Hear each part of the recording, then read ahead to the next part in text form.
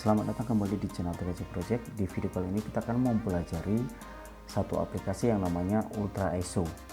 Nah, ini merupakan salah satu aplikasi yang wajib kita pahami kalau nanti kita mempelajari untuk install ulang sistem operasi ataupun install aplikasi.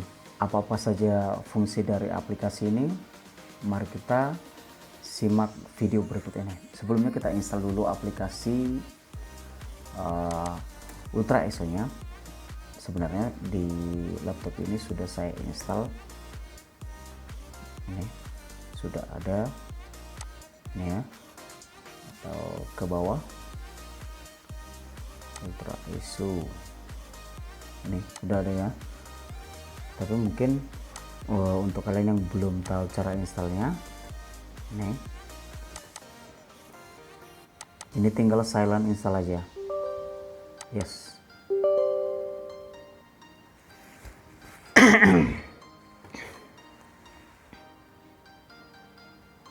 Nah, ini sebenarnya sudah ada di dalam, makanya ada muncul perintah-perintah seperti error. Kalau belum ada, itu tinggal kita double klik silent install, sudah selesai, langsung pakai.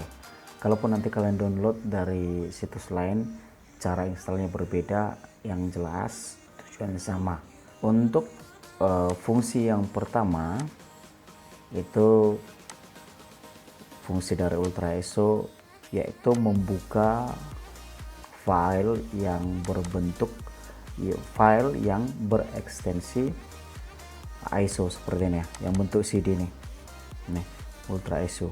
Kalau kita klik kanan properties nih titik ISO, berarti fungsi yang pertama itu untuk membuka file yang bentuk ISO, misalnya seperti ini ya. Klik kanan, extract. Extract to bisa kita pindahkan ke folder lain. Extract here, isi dari semua file yang ini, file ini isinya, yang semua isinya itu akan dikeluarkan nanti di lokasi ini juga, di lokasi ini juga dikeluarkan. Nah, kalau yang ini, yang ketiga, klik kanan Ultra ISO, ekstrak yang paling bawah ini, itu nah ini ya, akan dirubah ke folder biasa. Kita stop aja untuk mempersingkat durasi, stop aja. Nih, sebagian sudah berubah. Kalau kita buka yang ini, isinya isi folder yang ini. Kalau kita buka folder ini, isinya sama dengan yang ini. doc.net fx ini L sama ya. Jadi fungsi yang pertama itu membuka file yang berekstensi ISO. Jadi fungsinya untuk yang kedua itu, misalnya fungsi yang kedua itu untuk backup file.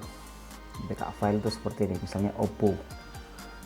Klik kanan Ultra ISO, add to Oppo ISO. Nanti bentuk ISO akan muncul di sini. ISO Oppo. Ini mungkin terlalu banyak filenya, jadi agak lama. Yang ini aja lah. Yang ini kita yang sedikit aja filenya. Ini berkas ID misalnya. Ultra ISO, add to. Langsung ada seperti ini ya. Yang ini, kalau yang aslinya ini kita hapus, nggak apa-apa, sudah ada backupan yang ini. Kita coba klik kanan, ekstrak, kita rubah ke folder biasa, muncul nanti di sini ya. Jadi sebenarnya folder yang ini sudah di backup di dalam ISO ini. Tujuannya apa? Untuk lebih aman dari virus. Biasanya yang bentuk folder biasa seperti ini akan lebih rentan ke serangan virus,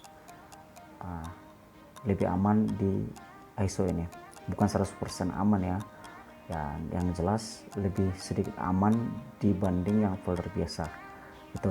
Kemudian fungsi yang ketiga itu bisa untuk kompres memperkecil file dari aslinya, misalnya 1 giga bisa dikurangi sedikit gitu.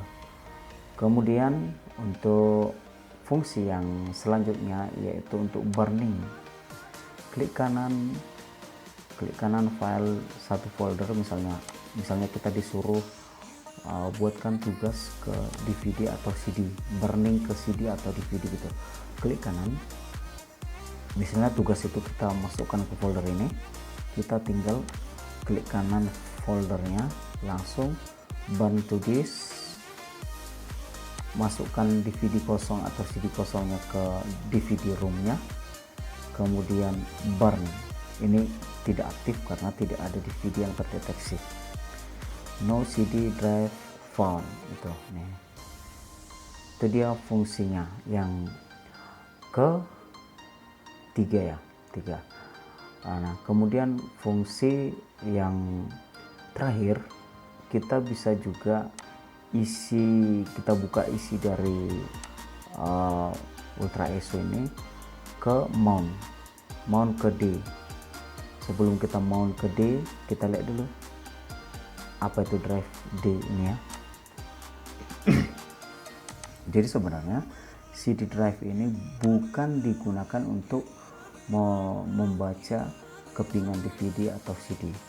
Ini digunakan untuk bisa dibilang ini partisi maya, mengambang. Sebenarnya fungsinya tidak nyata. Isi ini D ini kita bisa mountkan dari, misalnya ini ya, file ini berkas AD ini mount ke D.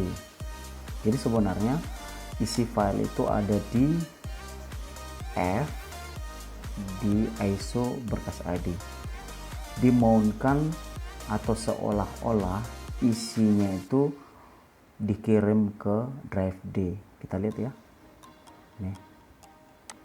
Jadi sebenarnya ini mengambang, yang sebenarnya ini berada di drive F. Ini makanya disebut sebagai partisi maya. Nah, itu dia kira-kira fungsi dari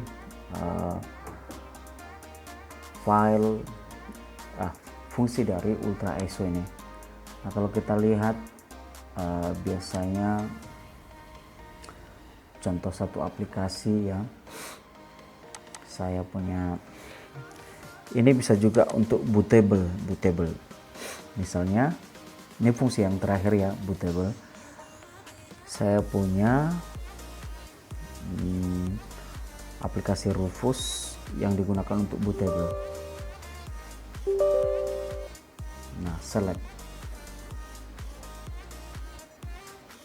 Biasanya aplikasi ini membutuhkan file ISO ini, ISO image ini, misalnya untuk yang bentuk CD ini ya.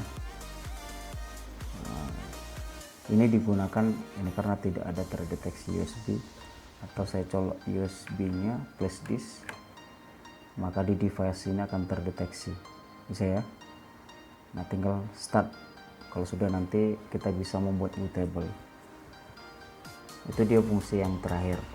Makanya saya bilang yang belajar install sistem operasi, install aplikasi, itu harus memahami satu aplikasi ISO, Ultra ISO ini. Itu untuk bootable. Untuk aplikasi saya biasanya menyimpan file-file saya di bentuk Ultra ISO. Kebanyakan file-file saya simpan di Ultra ISO seperti ini. Untuk cara installnya, nanti klik kanan, ini misalnya Photoshop ya, mount ke D. Nah, isinya sudah di D, kita install nanti ke sini, install misalnya next. Nah, itu dia fungsi Ultra ISO. Kalaupun kita menggunakan power ISO itu saya kira sama aja fungsinya, hanya mungkin fitur-fiturnya aja sedikit berbeda. Nah kalau kita buka ultra ISO nya mungkin masih banyak lagi fitur yang belum saya coba.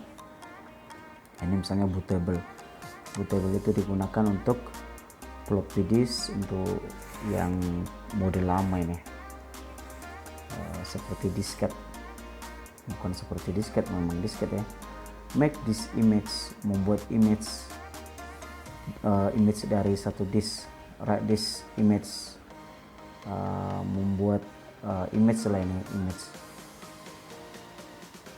Nah mungkin sekian yang bisa saya jelaskan, barangkali masih banyak fungsi dari ultra ISO ini yang belum saya jelaskan, silahkan komentar. Itu menurut saya satu manfaat saya memberikan tutorial ini. Apa yang kurang, kalau dikasih komentar pasti saya akan lebih paham juga. Nah itu makanya saya sangat-sangat sarankan silahkan tinggalkan komentar untuk beberapa kekurangan yang saya jelaskan. Perlu saya ingatkan untuk kalian yang baru berkunjung ke channel ini, di channel ini kita membahas seputar edukasi SMK Teknik Komputer dan Jaringan. Untuk itu tidak usah ragu, langsung aja like, share, dan subscribe. Tekan juga tanda loncengnya agar kalian dapat info terbaru dari saya. Saya Supri Panjaitan. Sampai ketemu di video saya selanjutnya.